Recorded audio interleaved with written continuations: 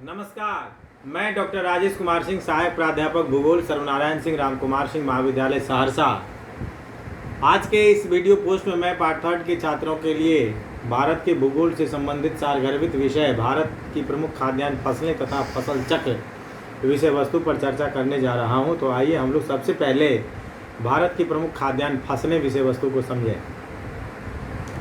खाद्यान्न का अभिप्राय घास कुल यानी ग्रेमीनी के उन पौधों से है जिन्हें दाने के लिए उगाया जाता है। इन्हें 3 वर्गों में वर्गीकृत कर सकते हैं। कहने का मतलब ये हुआ कि खाद्य फसल जो है वो ग्रेमीनी कुल का पौधा होता है और हम लोग इसके दाने के लिए जो है तो इस पौधे को उगाते हैं। 3 वर्गों में जब हम खाद्यान्न फसल को वर्गीकृत करते हैं तो वो वर्ग है, पहला है प्रमुख खाद्यान्न, दूसरा है मोटे अनाज और तीसरा है लघु खाद्यान्न। आइए सबसे पहले हम लोग प्रमुख खाद्यान्न के बारे में बात करें अगर, तो इसके अंतर्गत गेहूं, धान एवं जौ को सम्मिलित किया जाता है। दूसरे मोटे अनाज के अंतर्गत मक्का, ज्वार, बाजरा, मरुआ इन सभी को आदि को सम्मिलित किया जाता है तथा तीसरा लघु खाद्यान्न फसल के अंतर्गत मंडुआ, रागी, कोदो, सांवा, काकुन, चना तथा कुटकी आदि को शामिल किया जाता है। अब अगर हम फसल चक्र की बात करें तो भारत की भौतिक संरचना, जलवायविक और मृदा संबंधी विभिन्नताओं के कारण यहाँ अनेक प्रकार के फसलों की कृषि की जाती है। भारत की कृषि वर्ष 1 जुलाई से 30 जून के मध्य माना जाता है। यानी कि हमारे देश का जो कृषि वर्ष है वो 1 जुलाई से 30 जून के मध्य माना गया है। एक निश्चित अवधि में किसी निश्चित क्षेत्र में फसलों को एक क्रम में उगाना ताकि उर्वरा शक्ति का कम से कम ह्रास हो, फसल चक्र कहलाता है। फसल चक्र के निर्धारण में यह ध्यान रखा जाता है कि कम गहरी जल वाली फसलों के बाद गहरी जल वाली फसल उगाना चाहिए, जैसे अरहर के बाद गेहूं और दलहनी फसल के बाद और दलहनी फसलें बोना चाहिए। अधिक खाद एवं पानी चाहने वाले फसलों के बाद कम खाद एवं कम पानी चाहने वाले फसलों की खेती करनी चाहिए। फसल चक्र को अपनाने से मृदा की उर्वरा शक्ति बनी रहती है तथा रोग, कीट एवं खरपतवार के नियंत्रण में सहायता मिलती है। साथ ही सीमित साधनों का अधिकतम उपयोग कर अधिक उत्पादन करना संभव होता है।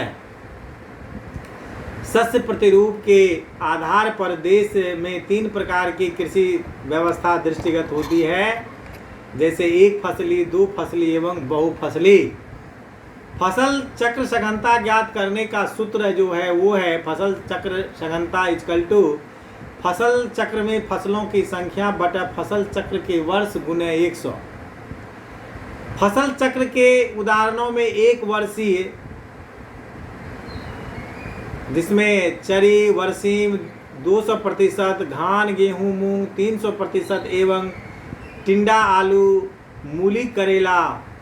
द्विवर्षीय के अंतर्गत कपास, मटर, प्रति गेहूं 100%, चरी गेहूं, कम चरी मटर 200% एवं 3 वर्षीय फसलों के अंतर्गत हरी खाद, आलू, गन्ना, पेड़ी 133%, मूंगफली, अरहर, गन्ना, मूंग, गेहूं 167%। देश के विभिन्न भागों में पारिस्थितिकी अंतर के कारण भिन्न भिन्न प्रकार के फसल चक्र उगाए जा रहे हैं, जैसे पंजाब, हरियाणा, पश्चिमी उत्तर प्रदेश में धान, गेहूं आदि, जिनकी पादप पोषक तत्व आवश्यकता एवं फसलों की उत्पादकता अधिक है। इसके कारण उर्वरता एवं उत्पादक इस सघन कृषि पद्धति से घटती जा रही है। अतः एकीकृत पादप पोषण तत्व प्रबंधन को अपनाना जरूरी है, जिसमें खरीफ में 50% NPK तत्व जीवाश्म खाद के साथ 50% NPK उर्वरक के दिए जाने चाहिए। वर्ष में मुख्यतः 3 फसलें पैदा की जाती हैं, यानी हमारे देश में मुख्यतः वर्ष में 3 फसलें पैदा की जाती हैं जो निम्नलिखित हैं। पहला रबी की फसल, दूसरा खरीफ की फसल, तीसरा जायद की फसल। लेकिन हमारे देश में एक और फसल होता है जो खास करके बंगाल और बिहार के पूर्वांचल में, जिसमें पूर्णिया, किशनगंज, कटिहार, अररिया का जो क्षेत्र है, यहाँ पे गरमा भी एक फसल उगाया जाता है, जिसमें मुख्य रूप से गरमा धान की खेती, गरमा धान, गरमा गोभी, ये सब की खेती की जाती है। तो रबी की फसल यह सामान्यतः अक्टूबर नवंबर में बोकर अप्रैल मई में काट ली जाती है।